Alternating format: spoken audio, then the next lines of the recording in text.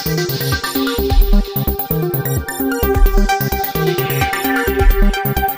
دانا بتاعكم زي خبركم تقاتلتنا الساعة زبلنا يوم حابريتا عدنا لكم مسئنا لنا فلو ما قلنا شانالنا شير لايك سبسكرايب بمقبار حابيركم ناخذ صنحون حساباتكم كتكافلونان بتحتنا للعبهم نبرا محدار زوبا دوب تግራይ አቶ ሃፍቱ ኪሮስ ኣብ ሓራ መሬት ምስ ዝርከቡ ዕጡቋት ዝእዝዝ ዘሎ ጀነራል ገብረ እግዚአብሔር በየነ ወርደን ጥሩ ተራኺቦም ስምረት ፓርቲ ኣብ ሓይልታት ሓራ መሬት ጣልቃ ንምእታው ምልክታት የርእሎ ክብል ከሲሱ መስራት እቲ ምንቅስቓስ ዝኾነ ተስፋይ ንጉስ ወድራያም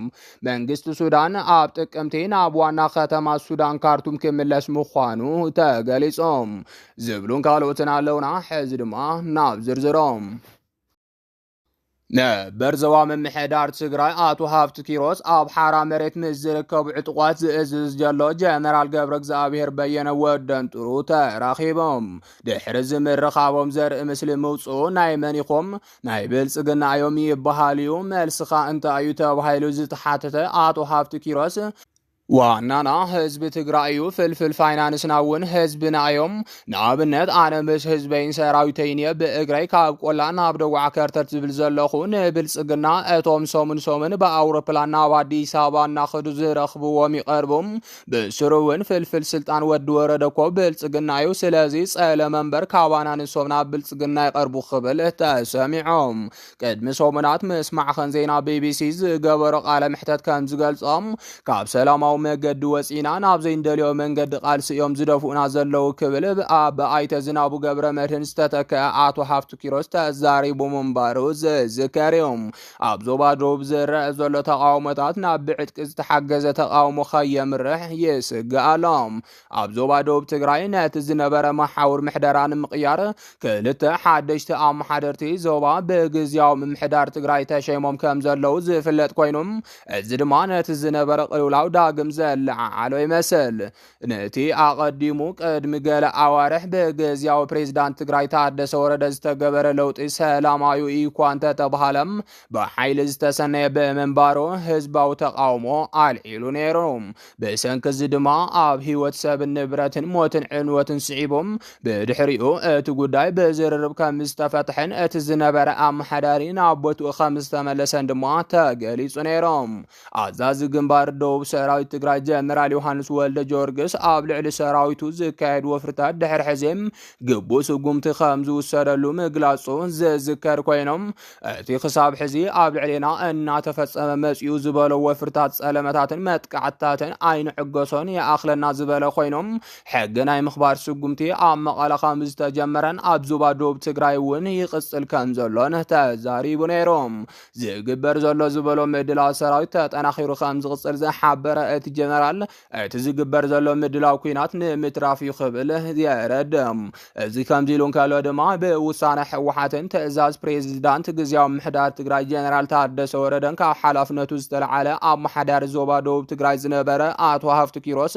ኣገዳሲ ምዕባለ ሒዙ ተቐልቂሉሎም ድሕሪ ምልዓል መዝነት እታ ኣመሓዳሪ ምስቲ ኣብቲ ኣብ ዓፋርን ደቡዕን ተዋፊሩ ሓይልታቱ ዘጠናኽር ዘሎ ሓይሊ ሰላም ተባሂሉ ዝፅዋዕ ሓይሊ ዝእዝዝ ዘሎ ጀነራል ወርደን ጥሩ ከም ዝተረኸበ ዘመላኽት ስእሊ ኣብ ማሕበራዊ ሚድያ ተዘርጊሑሎም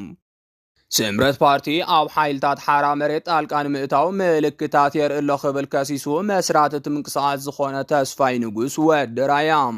እቶም ንውሳነ ካብ ኮር ላዕሊ ዘለዎ ኣመራርሓ ሰራዊት ብምቋም ካብ ሰራዊት ትግራይ ዝተገለሉ ኣመራርሓ ይኹኑ ኣባላት TDF ናብ መዋሰነታት ዓፋርን ትግራይን ብምጓዓዝ ሓራ መሬት ዝበሃል ምንቅስቓስ ከም ዝጀመሩ ዝፍለጥ እዮም ኣብ ምስረታ እዚ ምንቅስቓስ ድማ ካብ ነበር ኣመራርሓን ኣባላትን ሰራዊት ትግራይ ብተወሳኺም ብዙሓት ነቲ ካብ ኮር ብላዕሊ ዝተዋሃበ ውሳነ ዝተቃወሙ ኣባል ሰራዊት ትግራይ ዘይኮኑ ተጋሩውን ብገንዘቦምን ጉልበቶምን ከም ዝተሳተፉ ይገልጾም ካብዚኣቶም ሓደ ድማ ተስፋይ ንጉስ ወይ ድማ ወድራያ ዝበሃል ኣብ ማሕበራዊ ሚድያ ዝነጥፍ ግለሰብ እዮም ቅድሚ ሂደት መዓልታት ምስ ራድዮ ጀርመን ቃለ ምሕተት ዝገበረ ተስፋይ ንጉስ ወድራያ ድማ ስምረት ፓርቲ ኣብ ውሽጢ ምንቅስቓስ ሓይልታት ሰላም ትግራይ ጣልቃ ንምእታው ምልክታት የርእሎ ዝበለ ኮይኖም ንሕና ግንባር እምበር ፖለቲካዊ ፓርቲ ኮናን ዕላማ ዑደማታት ሓይሊ ሰላም ትግራይ ኣብ ትግራይ ሰላማዊ ዝኾነ ስግግር ስልጣን ንኽህልዩ ክብል ገሊጽዮም ወሲኹ እውን ንሕና ካብ መንግስቲ ፌደራል ይኹን ካብ ማንም ድጋፍ ኣይግበረልናን ዝበለ ኮይኑ እቲ ሓድሽ ዝተመስረተ ስምረት ፓርቲ ግን ኢዱ ንኽእቱ ይንቀሳቐስ ኣሎ ክብል ከሲሶሎም ይኹን እምበር እቲ ብዶክተር ደብረጽዮን ዝምራሕ ህወሓት እውን ነቶም ዓፋር ዘለዎ ዓርሶም ሓይልታት ሰላም ትግራይ ብምባል ዝጽውዑ ዕጡቋት ተላእኽቲ ብልጽግናን ጸረ ትግራይ ምዃኖም በተደጋጋሚ ክገልጽ ጸኒሖም ፕሬዚዳንት ግዚያዊ ምምሕዳር ትግራይ ዝኾነ ጀነራል ታደሰ ወረደ እውን ካብዞም ሓይልታት ኣብ ልዕሊና ዝፍኖ መጥቃዕቲ እንተልዩ ጉዳይና ምስ መንግስቲ ፌደራል ክብል ምግላጹ ዝዝከር እዩ በኻልእ ዜና ድማ መንግስቲ ሱዳን ኣብ ወርሒ ጥቅምቲ ናብ ዋና ከተማ ሱዳን ካርቱም ክምለስ ምዃኑ ተገሊጾም ፌደራላዊ መንግስቲ ሱዳን ኣብ ጥቅምቲ ናብ ርእሰ ከተማ ካርቱም ክምለስን ዓለም ለኻዊ መዕርፎ ነፈርቲ ናይታ ከተማ ክኽፈትን ምዃኑ ቀዳማይ ሚኒስተር ካሚል ኢድሪስ ገሊጾም ኣብ መንጎ ሰራዊት ሱዳንን ዳዕመ ሰሪዕን ኣብ ሚያዝያ 2023 ናብ ውግእ ሕድሕድ ካብ ዝኣትው ንድሓር መንግስታትን ትካላት ፌደራልን ሱዳን ብጀነራል መሐመድ ሐምዳን ዳጋሎ ዝምርሑ ዕጡቋት ካብ ካርቱም ወፂኦም ኣብታ ኣብ ምብራቕ ሱዳን እትርከብ ፖርት ሱዳን ክሰፍሩ ተገዲዶም ምጽንሖም ዝፍለጥ እዮም ኣብ ዝሓለፈ ወርሒ መጋቢት ሰራዊት ሱዳን ዝተዋሃደ ጸረ መጥቃዕቲ ብምክያድ ናብ ካርቱም ተመሊሶም መሰረተ ልምዓታት ናብ ንቡርን ምምላስ ይሰርሕ ከም ዘሎ ክግለጽ ጸኒሖም ኣብ ዝሓለፈ ወርሒ ግንቦት ቀዳማይ ሚኒስተር ሲቪላዊ መንግስቲ ሱዳን ኮይኑ ዝተመረጸ ካሚል ኢድሪስ ነዚ መግለጺ ዝሃበም ቀዳማይ ዑደቱ ናብ ግብጺ ኣብ ዘካይደሉ ዘለዋን እዮም ተቀዳማይ ሚኒስተር ኣብ መግለጺኡ ዳግም ህንጸት እቲ ሃገር ቀዳምነት ዝወሃቦ ምዃኑን ከተማ ካርቱም ሰፊሕ ዳግመ ሕውየት ከም ዘድልያን ሓቢሮም ገለ ከባቢታት ናይታ ከተማ ናብ ንቡር ይምለስ ምህላው ድሕሪ ምግላጽ ከተማ እምዱርማን ልዕሊ ፓሪስ ተኮሊዓ ከም ዘላን ዕለታዊ ንጥፈታት ባሕሪ ድማ ኣስታት 80 ሚኢታዊ ናብ ንቡር ተመሊሱ ምህላውን ሓቢሮም ዝኸበርኩም ተኸታተልትና ነሰዓት ዝበልናዮም ሓበሬታታት ነዚኦም መስሉ ነይሮም ንምክትታልኩም ካብ ልብና መስገን